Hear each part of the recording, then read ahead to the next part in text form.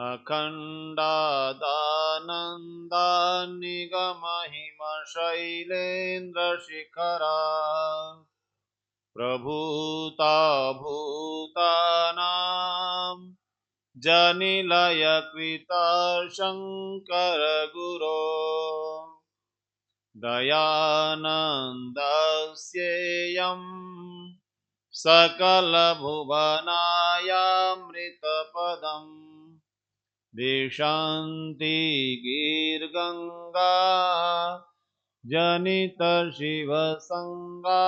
विजयते जनितशिवसंगा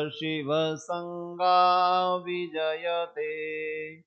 ओम शांति शांति शांति। पूज्य मातृशक्ति धर्म प्रेमी महानुभावों, प्यारे बच्चों, मैं लगातार आपके बीच किसी न किसी विषय पर चर्चा करता हूं। आज हम इस विषय को देखेंगे कि जिसको लेकर के संसार में अनेक मत प्रारंभ हुए, अनेक विचारधाराएं चली, अनेक मतों ने एक दूसरे के विरोध के लिए अपनी शक्ति लगाई। वो विषय है क्या? वो विषय है इस संसार की सर्वोच्च सत्ता, उसका स्वरूप और उसकी पूजा पद्धति। यदि हम कहें कि वो स्वरूप कैसा है उसका, तो इस पर मतभेद है।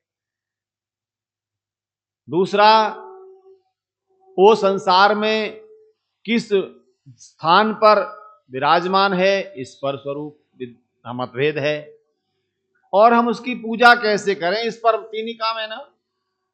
इसको अध्यात्म की भाषा में कहते हैं उसका नाम, उसका धाम और उसका काम। नाम, धाम और काम, इन तीन विषयों को लेकर मतभेद है। और तीनों विषयों पर ऐसी कह सकता हूं मतलब इतना बड़ा युद्ध चल रहा है कि व्यक्ति ये कहता है कि मैं जिस नाम को लेता हूं वही नाम है उसका, और मैं जैसा स्वरूप जहां धाम मानता हूं वही धाम है उसका, और जैसी पूजा पद्धति मैं करता हूं वही सही है, बाकी सब गलत। ऐसा ही है ना जी। अब आप औरों पर तो अभी आज मत जाइए, क्योंकि मैंने कई बार कहा है कि विश्व में लगभग 300 से अधिक धार्मिक विचारधाराएं हैं। इसमें थोड़ा और अधिक हो सकती हैं, जो ईश्वर के अस्तित्व को अपनी अपनी दृष्टि से बखान करती है उसकी पूजा का स्वरूप, पूजा की विधि बताती है। ये सब क्यों है? तो अन्य पर तो मैं नहीं जा रहा, केवल भारत में जो चल रही है, भारत में भी एक विचारधारा है जिसे हम वैदिक विचारधारा कहते हैं। वैदिक विचारधारा का एक क्रम है जिसमें वेदों में उसका जो नाम है, वेदों में जो उसका धाम बताया है, और वेदों में जो उसका काम बताया है। दूसरा, वेद के अनुसार। तो हम और आप जानते हैं वेद के अनुसार कौन कौन से ग्रंथ हैं। मैं हमेशा याद दिलाता हूं, आज बच्चे भी बैठे हैं हमारे बीच में। वेद के अनुसार कौन कौन से ग्रंथ हैं, तो एक क्रम बड़ा अच्छा बना हुआ है। वेद, उपवेद, ब्राह्मण ग्रंथ, आरण्य ग्रंथ, उपनिषद, षड दर्शन, स्मृति शास्त्र। अब इसी क्रम को बढ़ाते जाओ, पुराण है ना जी, महाभारत, रामायण, ये एक क्रम चल रहा है भारतीय विचारधारा में। अब इसमें बात आती है कि वेद के अनुसार कौन कौन से हैं, तो यहां थोड़ा सा बुद्धि लगानी पड़ेगी। कुछ ग्रंथ पूर्णतः वेदानुकूल हैं, कुछ ग्रंथ पूर्णतः वेदानुकूल हैं, कुछ उनका 70-80% भाग वेदानुकूल है, कुछ जिनका 50% भाग वेदानुकूल है, कुछ जिनका 10-20% ही वेदानुकूल है और शेष कपोल कल्पित है। हमें बहुत स्पष्ट रहना चाहिए। किसी भी ग्रंथ को, किसी भी विचारधारा को, किसी भी धार्मिक कहने वाले इस मतांतर को एक सिरे से खारिज नहीं करना, ध्यान रखना। यह सब विचारशील मनुष्यों के लिए आवश्यक है। किसी भी विचारधारा को एक सिरे से खारिज करने का हमें कोई अधिकार नहीं। और यह बात कौन कह सकता है? केवल वैदिक विचारधारा वाला व्यक्ति ही कहता है कि सभी विचारधाराओं में बहुत कुछ शाश्वत है, सत्य है, वैज्ञानिक है, व्यवहारिक है, अनुकूल ग्रहण करने योग्य है, परंतु सब कुछ ग्रहण करने योग्य ये एक कहता है कौन? वैदिक विचारधारा का। अन्य विचारधाराएं क्या कहती हैं? मेरे मत में सब सत्य है ना? मेरे मत में सब सत्य है, जिसको मैं मानता हूं वही सत्य है, उसके अलावा कुछ भी सत्य नहीं। आप जरा ऋषि दयानंद जी के साथ हुए शास्त्रार्थों को देखते हैं ना। मैंने एक बार चर्चा प्रारंभ की थी, जो शास्त्रार्थ होते हैं ऋषि जी के साथ, तो कई बार तो लोग ये कहते थे जो जो दयानंद बोलेगा हम हर बात का खंडन करेंगे। ऐसे शास्त्रार्थ भी हुए हैं। दयानंद, पंडित दयानंद कहते थे, वो स्वामी जी भी नहीं कहते थे ऋषि जी को। पंडित दयानंद, तुम जो कहोगे तुम्हारी हर बात का खंडन करेंगे। और उनकी परंपरा में जब लोगों ने शास्त्रार्थ किए तो उसमें कई बार हास उपहास के प्रकरण भी आए। उसमें याद होगा आपको, जब कहा कि नहीं हम दयानंद की एक बात भी नहीं मानते जो तुम कहते हो दयानंद वाले। हमारे एक विद्वान ने कह दिया यह संसार ईश्वर ने उत्पन्न किया, ये हम कहते हैं, आप मानते हो कि नहीं? अब चुप हो गए। अच्छा, आप अपने माता पिता की संतान है, मानते हो कि नहीं? अब चुप हो गए। बताइए, ऐसा हो सकता है क्या कि हम जो कुछ कहेंगे उसको मानेंगे ही नहीं? ऐसा दुनिया में कभी भी नहीं होता। हाँ, एक बात आती है कि आज लोग ये कहते हैं कि गीता को हम बहुत मानते हैं, कहते हैं ना, श्रीमद् भगवत गीता। तो मैं विषय को बहुत बड़ा न बनाते हुए समय के अनुसार लाऊंगा कि वेद में कहा गया ईशावास्यम इदम सर्वम। मैं केवल भाग बोल रहा हूं छोटे छोटे। वेद में कहा गया हिरण्यगर्भ समवर्तताग्रे भूतस्य जातः पतिरेकासीत्। हमारे नए श्रोता भी आ जाए हैं, इनका अर्थ समझ लीजिए। इदम सर्वम, यह समस्त जगत ईश्वर से आच्छादित है, यानी कि ईश्वर सर्वव्यापक है। एक विचारधारा वेद ने सरल शब्दों में कही। दूसरा क्या कहा? ये जो कुछ ब्रह्मांड दिख रहा है यह सब कुछ हिरण्यगर्भः समवर्तताग्रे, अर्थात अग्रे पूर्व से ही, पहले से ही उस सर्वोच्च सत्ता ईश्वर के गर्भ में था। गर्भ का मतलब जो कुछ हमें जगत उत्पन्न दिख रहा है ये उस ईश्वर की उस सत्ता में, उस शक्ति में, उस सर्वशक्तिमत्ता में विराजमान था, ऐसा कहा। दूसरा, वेदाहमेतम पुरुषम महांतम, मैं उस महान पुरुष को जानता हूं। जब व्यक्ति बहुत ध्यान करता है, साधना करता है, तो क्या कह उठता है? अहम वेद, मैं जानता हूं। किसको? कैसे कहें? सामान्य सी बात है, ये बच्चे दो बैठे हैं, ये बहुत दिनों से आते हैं, इनसे पूछो आप श्रीमान हरिप्रसाद आर्य जी को जानते हो, तो तुरंत क्या कहें? हाँ जानते हैं। फिर ये कहें रणजीत जी को जानते हो? अच्छा, कौन से रणजीत जी? क्यों? क्योंकि उनके विषय में अभी इनको अच्छी जानकारी नहीं है। तो कब कह पाते हैं हम? जब बार बार बनने वाले संबंध से, बार बार होने वाली वार्ता से, बार बार आने वाले व्यवहार से हम कह उठते हैं हाँ मैं जानता हूं। और जब बड़े हो जाते हैं ना, तो मैं अच्छी तरह जानता हूं। क्या कहते हैं जी? मैं अच्छी तरह, और अच्छी तरह के भी दो भाव में ध्यान रखना। एक तो सद्भाव में कहता है कि मैं बहुत अच्छी तरह जानता हूं, एक क्या कहता? मैं अच्छी तरह जानता हूं। दोनों में थोड़ा सा अंतर हुआ। हाँ जी, मैं बहुत अच्छी तरह जानता हूं, मैंने से बोला। फिर क्या कहा? मैं अच्छी तरह जानता हूं, अर्थात तुम्हारा जो जो कुछ है ना, मैं सब जानता हूं। ये संसार के व्यवहार की वाक्य हैं। और अध्यात्म में जब व्यक्ति पराकाष्ठा पर पहुंचता है, न उसके नाम के विषय में कोई शंका रहती है, न धाम के विषय में कोई शंका रहती है, न काम के विषय में कोई शंका रहती है। तो क्या कहता है, निशंक होकर के वेदाहम एतम पुरुषम, क्या कह उठता है वो, एतम पुरुषम, इस परम पिता परमात्मा को अहम वेद, मैं जानता हूं। ये कौन कह उठता है, जो ऋषियों के सानिध्य से, ऋषियों के ज्ञान से, तप तपस्या से, है ना, साधना से। अच्छा, अभी हम में से कोई ऐसा है जो कह पाए कि हाँ मैं अच्छी तरह जानता हूं प्रभु को?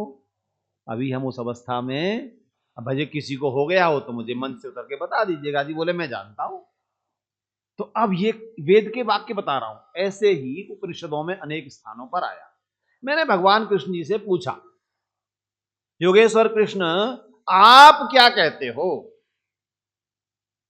है ना, आप क्या कहते हो ईश्वर के बारे में? तो योगेश्वर कृष्ण बोले, कहां पर बोलते हैं योगेश्वर कृष्ण, आपको पता है ना, मैंने कई बार कहा है आपके इसी मंच से, अरे श्रीमद् भगवद गीता जिसको आज हम बहुत पवित्र ग्रंथ के रूप मानते, उसी में भगवान योगेश्वर कृष्ण बोलते हैं। किसका उपदेश है? योगेश्वर कृष्ण जी का उपदेश है ना। वो क्या क्या बोलते हैं, वो 18 अध्यायों में आज हमारे सामने बहुत 700 श्लोकों में बोल रहे हैं, लेकिन मूल में 67 श्लोकों में ही बोलते थे। आप कहोगे कैसे हो गया? बोले ओटीटी का जमाना है, सीरीज का जमाना है। आप लोग समझ गए मेरे भाव को, जो युवा बैठे हैं वो जान रहे हैं। आज हर आदमी जैसे ही समय मिलता है, छुट्टी मिलती है, अवसर मिलता है, वो लगा के बैठ जाता है। वो अब जो है बहुत ज्यादा बड़े बड़े पर्दे पर जाने की कोशिश नहीं करता, अपने मोबाइल में देखता रहता है। तो ये क्या हो रहा है, छोटी सी बात का विस्तार हो रहा है ना, छोटी सी बात का विस्तार हो रहा है। वैसे ही वेद में जो सूत्र रूप में कहा, उसका विस्तार जितने ग्रंथों के नाम मैंने लिए उनमें था। श्रीमद् भगवद गीता में भी उन्हीं का विस्तार था। ये बात बहुत दावे के साथ सुनी, श्रीमद् भगवद गीता में भी वेद के विचारों का ही विस्तार था, व्याख्या थी। पर उस विस्तार को भी विस्तार देने का काम किसने कर दिया?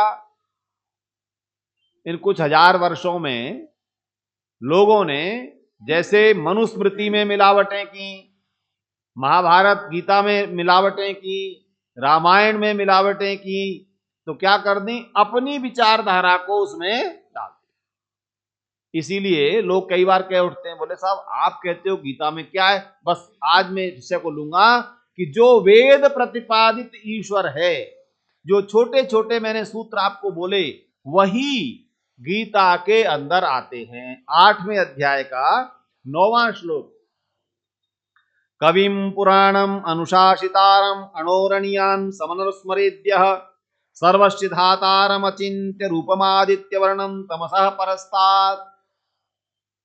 घर में नोट कर लीजिए, गीता के 8वें अध्याय का 9वां श्लोक क्या कह रहा है। मैंने अभी आपको कुछ मंत्र बोले थे ना, उन मंत्रों में जो जो शब्द आए थे वो शब्द एक श्लोक में है। क्या कह रहे हैं 8वें अध्याय में? सर्वज्ञ परमात्मा कविम पुराणम अनुशासितारम अणोरणीयान समः स्मनुरेद्यः। क्या अर्थ है? एक एक शब्द लूंगा, कविम। भगवान कृष्ण कहते हैं मैं उस ईश्वर को क्या मानता हूं? कवि मानता हूं।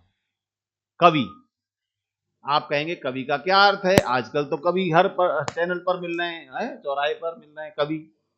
कवि का अर्थ है कवयः क्रांतदर्शिनः। कवि किसे कहते हैं? क्रांतदर्शी। आप कहोगे क्रांतदर्शी क्या होता है? अर्थात हमारी जो आंखें हैं, हमारी जो बुद्धि है, वो जहां तक देखती है ना, हमारी बुद्धि सामान्य विकसित होकर के उससे सैकड़ों गुना आगे मनुष्य रूप में जो कवि है वो देखता है ना, मनुष्य रूप में जो कवि है, और उससे हजारों गुना, असंख्य गुना दूर दृष्टि रखने वाले को कहते हैं कवि परमात्मा। कहां पर आया है? यजुर्वेद के 40वें अध्याय का 8वां मंत्र। ये सब मैं क्यों बता रहा हूं कि आप लोग इसको देखें, सपर्यगात् शुक्रम अकायम अव्रणम अस्नाविरम शुद्धम अपापविद्धम कविर्मनीषी परिभू स्वयंभूर याथा तत्यथो अर्थान व्यदात शाश्वतीभ्य समाभ्य। ये कहां कहा जा रहा है? यजुर्वेद 8वें 40वें अध्याय के 8वें मंत्र में, और उसके दूसरे चरण में कहा कविम, है ना। और गीता का श्लोक कहां शुरू हो रहा है? कविम पुराणम अनुशासितारम, अर्थात जैसा स्वरूप वेद में कहा वही स्वरूप श्रीमद् भगवत गीता में इस श्लोक से कहा जा रहा है। वो परमात्मा कैसा है? कवि है। हिंदी में बड़ा सरल सुना होगा ना आपने, जहां न पहुंचे रवि वहां पहुंचे कवि कहा जाता है। क्यों? अर्थात सूर्य की एक सीमा है पहुंचने की, परंतु जो कवि परमात्मा है उसकी कोई सीमा नहीं है, ये कहा जाता है। इसलिए तो सामान्य मनुष्य के रूप में भी जो कवि होते हैं वो क्रांतदर्शी होते हैं। आप सोचिए, कवि कुलगुरु कालिदास, वाल्मीकि जी भी कवि हैं, रामायण लिखी उन्होंने। तो जो मनुष्य रूप में भी कवि आते हैं वो कवि बहुत दूर दृष्टि रखते हैं। मैं जब कालिदास जी के ग्रंथों को पढ़ता हूँ, रघुवंश को, अभिज्ञान शाकुंतलम को, मेघदूतम को, मैं तो पढ़ा रहा हूँ 28 साल से लगातार, तो उनमें पर्यावरण विज्ञान, समाज विज्ञान, मनोविज्ञान, मनुष्य कैसे सोचता है, वो सब कुछ उन श्लोकों में उन्होंने वर्णन कर दिया। क्यों? ये कभी, अब आप सोचिए, जो कवि कुल कालिदास का ग्रंथ है विज्ञान शाकुंतलम, लोग इसे केवल श्रृंगार का ग्रंथ कह देते हैं। मैं कभी इसके दार्शनिक पक्षों पर भी विद्यार्थियों को बताता हूं कि अभिज्ञान शाकुंतलम एक ऐसा नाटक है जो विश्व की अनेक भाषाओं में अनुवादित होकर के वो देखा और चलाया जाता है। ऐसे ही यहां क्या कहा गया? कवि। मैं उस पर आऊंगा। पुराणम, दूसरा क्या कहा? ईश्वर कैसा है? पुराण है। आप कहोगे जी 18 जो पुराण होते हैं वही है ईश्वर, मन में आएगा ना। तो पुराण शब्द का अर्थ है जिससे पुरातन और कुछ भी नहीं है। बहुत सरल समझिए, उससे पुराना और कोई नहीं। तो वेद का जो ईश्वर है वो गीता का ईश्वर है। मैंने कहा ईश्वर के नाम पर यदि आप जाएंगे तो आपको विचार करना है। 2 प्रकार के नाम जानते हैं बच्चों? 2 प्रकार के नाम। एक है मुख्य निज नाम, क्या समझे? मुख्य निज नाम। दूसरे गौणिक नाम। ईश्वर के 2 प्रकार के नाम है, ध्यान रखना। कोई लड़ाई नहीं होगी, कोई झगड़ा नहीं होगा। झगड़ा क्यों हो रहा है? एक तो मुख्य नाम को हम नहीं पकड़ रहे, और गौणिक नामों को लेकर अपने मत बना लिए हमने, गुण के आधार पर नाम। ये बड़ी सरल बातें कर रहा हूं आपसे। मुख्य नाम वह होता है जो सदा सर्वदा से उसके लिए प्रयोग हो रहा है। इसकी पहचान कैसे करेंगे? आप राम शब्द को लेंगे, कहेंगे यही भगवान का नाम है, तो भैया श्री रामचंद्र जी तो त्रेता युग में पैदा हुए थे, उनका नाम राम रखा गया था, ठीक। और राम एक ही नहीं होते, संस्कृत में रूप चलते हैं, राम रामौ रामा, है ना। 1 राम, 2 राम, 3 राम। फिर कहेंगे आप नहीं नहीं नहीं चले, आपने बात काट दी, अब कृष्ण जी को मानते हैं। तो कृष्ण जी तो द्वापर के अंत में उनका जन्म हुआ था, तो उससे पहले ईश्वर था कि नहीं? तो हमारे कुछ भाई कहेंगे, चर्चा करते हो, नहीं जी ऐसा है ना, वो तो अवतार लेकर आए थे, है ना। किसका अवतार था? विष्णु जी का अवतार था। दूसरा बोले शिव जी का अवतार भी हुआ है, तीसरा गणेश जी का अवतार भी हुआ है, फिर हनुमान जी का अवतार भी हुआ है, फिर परशुराम जी का अवतार भी हुआ है। वाल्मीकि रामायण पढ़ने बैठता हूं तो मुझे बड़ा चक्कर में पड़ जाता हूं। एक ही समय में श्री राम भी अवतार हैं, परशुराम भी अवतार हैं, श्री हनुमान जी भी अवतार हैं, और वाल्मीकि रामायण बैठोगे खोल के तो अनेक नाम मिलेंगे जो ईश्वर के लिए हम प्रयोग कर रहे हैं, उसको कह रहे हैं वो भी अवतार हैं जी। तो एक समस्या पैदा हो जाती है, क्या एक ही समय में ईश्वर को अनेक अवतार लेने पड़ते हैं क्या? सामान्य व्यक्ति सोचेगा अगर एक से ही नहीं हो रहा होगा काम तो अनेक को लेना पड़ा होगा, तो इसका मतलब फिर वो ईश्वर, सीधा सीधा विचार, फिर वो ईश्वर नहीं है। क्योंकि ईश्वर को किसी भी कार्य में दूसरे की सहायता की आवश्यकता नहीं होती, इसलिए कृष्ण जी भी ईश्वर नहीं प्रतीत होते। क्यों? क्योंकि कृष्ण जी स्वयं किसी ईश्वर का वंदन कर रहे हैं। बहुत सरल बात है। श्री राम जी भी संध्या करते ईश्वर का वंदन कर रहे हैं। अब बात आ जाइए जिस नाम को हम बार बार कहते हैं कि वही मुख्य निज नाम है, वो क्या है? बच्चों बोलो जरा, ईश्वर का मुख्य निज नाम ओम। अब इस ओम के रूप चला के दिखाओ। दुनिया का कोई संस्कृतज्ञ यदि ओम के रूप चला दे, यानी एक वचन, द्विवचन और बहुवचन, नहीं मिलेगा। क्यों? क्योंकि एक ही शब्द ऐसा है जो केवल एक वचन में रहता है, अर्थात ईश्वर के लिए बोले जाने वाला ओम नाम ऐसा है, न तो किसी समय से बंधता है, न संख्या से बंधता है। वो 2 ओम 3 ओम नहीं होते। और अपनी हमारी न मानते हो तो जिन वैज्ञानिकों के सामने सारा संसार नतमस्तक होता है ना, लोग कहते हैं जी हम तो विज्ञान की मानते हैं। तो नासा के वैज्ञानिकों ने 3 साल पहले क्या फाइंडिंग्स दी, अपनी क्या शोध किया, क्या अनुसंधान किया कि सूर्य की किरणें जब धरती पर पहुंचती हैं तो उन किरणों में एक ध्वनि पकड़ी गई। और वो ध्वनि कौन सी है जी? ओम की ध्वनि है, जिसको सारा विश्व बड़ी authentic agency of science field की मानता है। वो कहती है, उसके वैज्ञानिक कहते हैं कि सूर्य की किरणों में ओम की ध्वनि को हमने पकड़ा है, उसको ग्रहण किया है कि ओम है। अब सिद्ध हुआ कि मुख्य निज नाम ओम है। उस दूसरे नाम जो मैं आपसे चर्चा कर रहा था, इस श्लोक में कहे जा रहे हैं कवि, कैसा नाम है? गौणिक नाम है। गुणों के आधार पर, पुराण गुण के आधार पर। अनुशासितारम, अनुशासितारम का मतलब क्या है? जो अपने शासन में सबको रखता है। अच्छा, अगर श्री राम जी ईश्वर थे तो रावण जी उनके अनुशासन में क्यों नहीं थे? इतना विचार कीजिए। अनुशासन में थे क्या रावण? नहीं थे ना, क्योंकि वो तो उनके विरुद्ध चल रहे थे, काम कर रहे थे। बाली था क्या अनुशासन में? उन्हीं की सेना में अंगद था क्या अनुशासन में? अंगद खड़ा हो जाता है श्री राम जी के सामने, बोले नहीं अब युद्ध मेरा आपका होगा रावण की मृत्यु के बाद। ईश्वर की व्यवस्था में सबको रहना है, चाहे वो कितना ही बलशाली हो, बुद्धिशाली हो, धनवान हो, राजा हो, सब किसके शासन में है जी? ईश्वर के शासन। अगर नहीं है तो बताओ, दुनिया का बड़े से बड़ा अत्याचारी शासक यदि वो बहुत शक्तिशाली था तो क्या ईश्वर की व्यवस्था के बाहर जाकर जी पाया? हां, अपनी शक्ति जितनी थी उससे उसने अत्याचार किए, लेकिन अंततः किसकी व्यवस्था में है?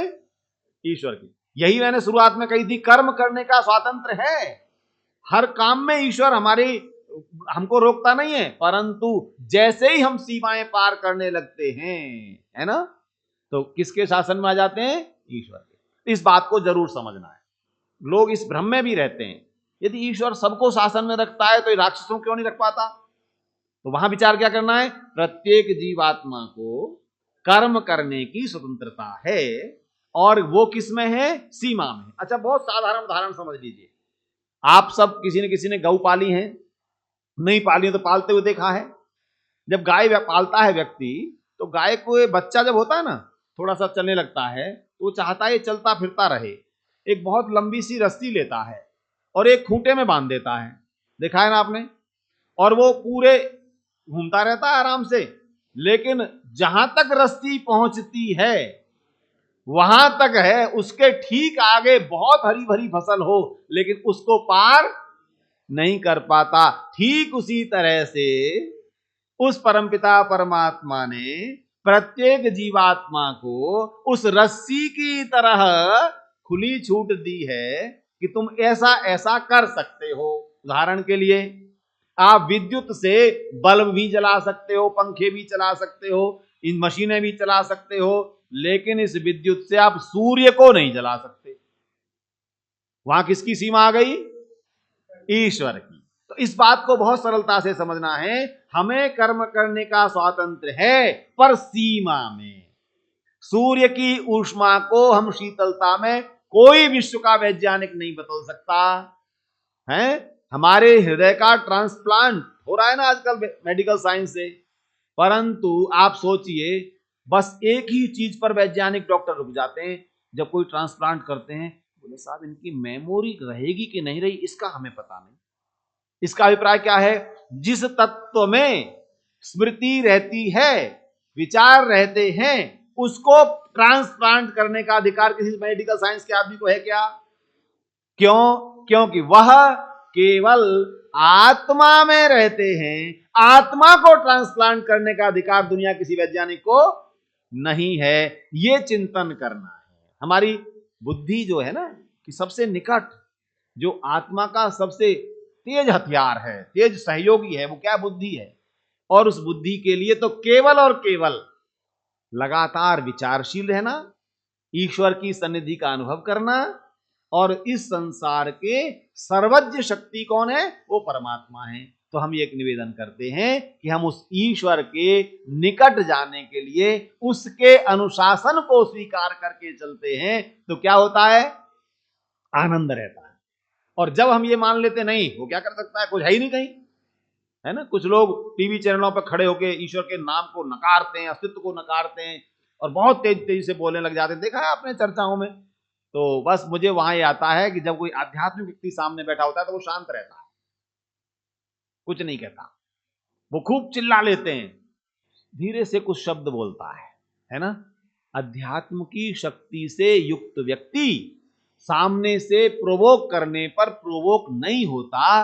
वो जानता है कि ये जो कुछ भी बोल रहा है एक सीमा तक बोलेगा, उसके बाद तो सीमा किसके हाथ में है? ईश्वर के हाथ में, है ना। तो ये चिंतन करना है। अनुशासितारम, अगला विशेषण आया श्लोक में, अणोरणीयान। अणोरणीयान का समझते, जो सूक्ष्म से भी सूक्ष्म है। अर्थात जितने पैमाने सूक्ष्मता के हमारे पास हैं, जितने पैमाने हैं वो उनसे सूक्ष्म है। हम कितने माइक्रोमीटर लगा लें, उन माइक्रोमीटर से भी हम ईश्वर के स्वरूप को पकड़ नहीं सकते, ये गीता कहती है, मैं नहीं कह रहा हूं। अब आप सोचिए, अगर भगवान कृष्ण ईश्वर होते तो अपने उपदेश में उस ईश्वर के गुणों का बखान करते हुए कहते क्या? है ना। फिर तो अपने लिए कहते हैं ना कि मैं हूं ऐसा मैं हूं, क्योंकि कुछ श्लोक लोगों ने डाल दिए, कुछ श्लोक गीता में डाल दिए जिसमें एक पता लग रहा है कि मैं ही ईश्वर हूं, और उसी का प्रमाण देके लोग हमसे कहते हैं। तो ऋषि दयानंद जी से भी किसी ने पूछा, कहा अरे साहब आप गीता को मानते हैं? बोले हाँ मानता हूं। तो गीता में जब ये कहा गया यदा यदा ही धर्मस्य ग्लानिर, आगे आगे आ जाए, कुर्सी है तो ग्लानिर्भवति भारत अभ्युत्थानम अधर्मस्य, तो ऋषि जी से पूछा कि आप इस श्लोक को मानते हैं? बोले हाँ जी मानता हूं। तो बोले इसमें तो कृष्ण जी स्वयं कह रहे हैं ना कि मैं जन्म लेकर आया हूं ईश्वर का। तो ऋषि जी ने बड़ी सरलता से कहा, श्री कृष्ण जी महाराज ये कह रहे हैं कि जब जब धरा पर धर्म की हानि होती है, तो मनुष्यों में से ही महान आत्माएं खड़ी होकर के वो इस समाज को जागृत करने का कार्य करती है। जब जब ऐसा हुआ है, तो जब बताइए, यही श्लोक गीता का कह रहा है। कृष्ण जी कह रहे हैं कि वो ईश्वर कवि है, वो ईश्वर पुराण है, वो ईश्वर अनुशासितारम है, वो ईश्वर अणोरणीयान है, सूक्ष्म से सूक्ष्म है। बट समस्या यही है कि हम जब वेद की बात को, गीता की बात को सामंजस्य के साथ प्रस्तुत करेंगे तो पता लग जाएगा इनमें कोई विरोध नहीं है। गीता की जो बात है वही वेद की बात है। अणुरणीयान के लिए भी हमारे शास्त्रों में श्वेता श्वेतर उपनिषद में कहा गया, छांदोग्य उपनिषद में कहा गया, अणुरणीयान महतो महीयान, वो ईश्वर कैसा है? सूक्ष्म से सूक्ष्म है, और महतो महीयान, बड़े से बड़ा है। ये समस्त ब्रह्मांड किसका स्वरूप है? कहेंगे तो ईश्वर का ही बनाया गया जगत है। इसलिए ईश्वर को किसी भी सीमा में हम और आप बांध नहीं सकते कि वो ऐसा है या ऐसा है। इसलिए शास्त्रों में क्या कहा गया है? अचिंत्यम। इसी में कहा गया अगली धारा में कि वो कैसा है? जिसका हम स्मरण करें वो अचिंत्य है। अचिंत्य का मतलब क्या है? कुछ लोग क्या कहते हैं, हम उसका विचार ही नहीं कर सकते। ऐसा नहीं, वो हमारी विचार शक्ति की जो सीमा है उससे भी परे है। अर्थात हम किसका विचार करेंगे?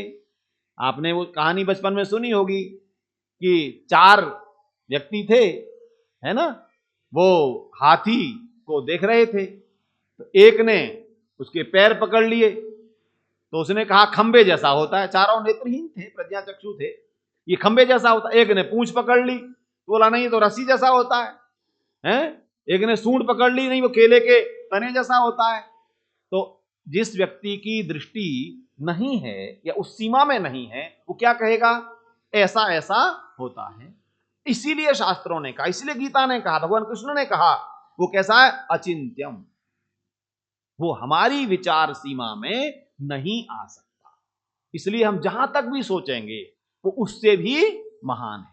हमारा जो विचार होगा उससे भी बड़ा है। हमारा जो विचार होगा, देख सकते हैं, मैंने कहा मैक्रोमीटर एंड माइक्रोमीटर 2 मीटर होते हैं। एक तो सूक्ष्म सूक्ष्म को नापता है, एक बड़े से बड़े को नापता है। तो मैक्रोमीटर भी फेल है और माइक्रोमीटर भी फेल है। आपका बड़े से बड़े का सीमा लेने वाला भी मीटर फेल है और छोटी से छोटी सीमा लेने वाला भी फेल है। इसलिए भगवान कृष्ण कहते हैं ईश्वर के लिए वो कैसा है? सर्वस्य धातारम। अगला विशेषण कहा गीता में, सर्वस्य धातार, सबको धारण करने वाला। और मैंने क्या मंत्र बोला था वेद का? सदाधार पृथ्वीम। कौन से मंत्र में? हिरण्यगर्भ। यजुर्वेद के ही एक मंत्र में कहा, हिरण्यगर्भ संवर्तताग्रे भूतस जातः पतिरेकासीत सदाधार पृथ्वीम द्याम उत इमाम। उसी ने पृथ्वी को धारण किया है, उसी ने द्युलोक को धारण किया है, उसी ने सब लोकों को धारण किया है। कितने लोक हैं जी? ये सनातनियों की बड़ी समस्या है। बोले जी हम मानते हैं, बहुत अच्छा, गीता को भी जानते हैं, रामायण को भी मानते हैं, पर पता कुछ नहीं उसमें लिखा क्या है।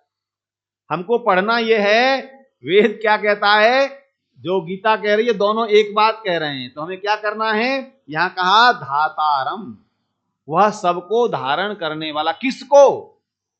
3 मुख्य लोक हैं, पृथ्वी लोक, द्युलोक, अंतरिक्ष लोक, और इनके ही विभाग होते हैं 7 लोकों के। तो देखिए हमें 7 लोक जानने हैं। तो 7 लोक कौन से? भूलोक, भुवहलोक, स्वहलोक, जनहलोक, महालोक, तपहलोक और सत्यलोक। कितने लोक हो गए जी? 7 लोक। भू भुवः स्वः महा जनः तपः सत्यम, ये 7 लोक हैं। और इन 7 लोकों का दर्शन करने वाले सप्तर्षि हैं। अब समय की सीमा तो आगे बढ़ने नहीं दे रही, लेकिन आप इसको आगे बढ़ाइए तो क्या कहते हैं? 7 लोकों की ज्ञान कराने वाले सप्तर्षि। और इस ब्रह्मांड में आप जब विज्ञान का अध्ययन करते हैं तो कितने रंग हैं जी? कितने रंग हैं? इंद्रधनुष जो होता है 7। इस 7 की संख्या को आप देखते जाइए। जैसे 3 की संख्या के लिए हम कहते हैं ईश्वर, जीव, प्रकृति, 3 गुण, 3 सत्व रज तम गुण, 3 दुख, आदि भौतिक, आध्यात्मिक, आदि दैविक, हैं जी, 3 ही संख्याएं। तो 3 ही संख्याएं बताती हैं कि 3 सत्ताएं सदा से हैं। 7 लोक बताते हैं कि 7 ही प्रकार के रंग इस परमात्मा ने दिए, सप्तरंगी, सप्तर्षि, सप्तलोक। तो गीता यही बता रही है। मैं अपने समय को के अंदर बात कहूंगा, गीता ने पूरी तरह वेद प्रतिपादित ईश्वर का वर्णन किया। और क्या कहा? रूपम आदित्य वर्ण। अगर आप उसके रूप की चिंता करते हैं कि कैसा है, तो आदित्य वर्ण, जैसे यह सूर्य है, सूर्य का जो प्रकाश है, किसी आज तक कोई सूर्य की ऊष्मा को संग्रहित नहीं कर सकता। विचार कीजिए, पृथ्वी से 10 लाख गुना बड़ा है, और उस सूर्य में भी किसका प्रकाश है? तो वो परमात्मा का प्रकाश है। इसीलिए कहा जाता है ज्योतिषाम ज्योतिरेकम, वह प्रकाशों का प्रकाश। उदुत्तमम वरुणा, वेद मंत्र कहते हैं कि वो सबसे उत्तम जो ज्योति है वो कौन है? वो ईश्वर है। तो आइए इन ग्रंथों के बीच में जो सामंजस्य है हमें उसको स्थापित करना है। महापुरुषों के उपदेश में जो सामंजस्य, उसको स्थापित करना है। तो जो मतभेद वाला विचार है उसको मतैक्य तक लाने का काम आर्य समाज करता है। आर्य समाज बताता है जो ईश्वर का स्वरूप वेद में है वही गीता में है, वही रामायण में है। तो श्री राम भी उसी रूप की वंदना कर रहे हैं, श्री कृष्ण भी उसी रूप की वंदना कर रहे हैं। और हम जिस रूप में आज अपने जीवन को धारण कर रहे हैं, ऐसा रूप परमात्मा का नहीं है। ये बात वेद कहता है, क्योंकि वह तमसः परस्तात्। हमारे शरीर में तो तमन भी है ना, जहां सत्व है, रज है और तम है, लेकिन ईश्वर उस तम से परे। ईश्वर के अस्तित्व में कहीं कोई अंधकार नहीं है। और यही कार्य हमें और आपको करना है कि हमारे जीवन में अंधकार न रहे। असतो मां सद्गमय तमसो मां ज्योतिर्गमय मृत्योर्मामृतम गमय। हे परमात्मन, मुझे असत से सत्य पर ले चलिए, अंधकार से प्रकाश की ओर ले चलिए, मृत्यु से अमृत की ओर ले चलिए। ये कौन ले जाएगा? वो प्रभु ले जाएगा। तो उस प्रभु को आज मैंने प्रयास किया कि गीता में वर्णित ईश्वर को वेद में वर्णित ईश्वर के साथ देखें तो दोनों एक ही स्वरूप का वर्णन करते हैं। अपने शास्त्रों को विरोध की दृष्टि से नहीं, हम शास्त्रों के साथ सामंजस्य की दृष्टि से बात करेंगे तो सनातन की रक्षा होगी। बहुत बहुत धन्यवाद। ओम शम।